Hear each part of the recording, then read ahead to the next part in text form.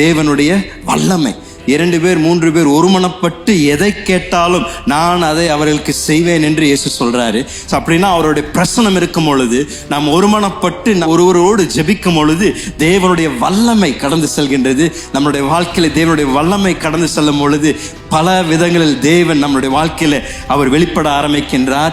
தேவனுடைய ஜனங்கள் கூடி வரும் பொழுது தேவன் அதை வாக்காக கொடுக்கின்றார். நாம் கூடி வரும் பொழுது என்ன ஆகுது என்றதா, ஒருவருடைய விசுவாசத்தை நாம் கட்டி எழுப்புகின்றோம், உற்சாகப்படுத்துகின்றோம். நீங்க தனிமையா இல்லை, நான் உங்களோட கூட இருக்கிறேன். நீங்களும் நானும் ஒன்றாக தேவனை ஒரு வைராக்கியத்தோடு நாம பின்பற்றுவோம். சோர்ந்து போகாதீங்க, நம்ம கூட இருக்கிறாரு, தேவன் நம்மோடு இருக்கின்றார், நான் உங்களோடு கூட இருக்கிறேன் என்று ஒருவரோட விசுவாசத்தை நாம் கட்டி எழுப்புகின்றோம்.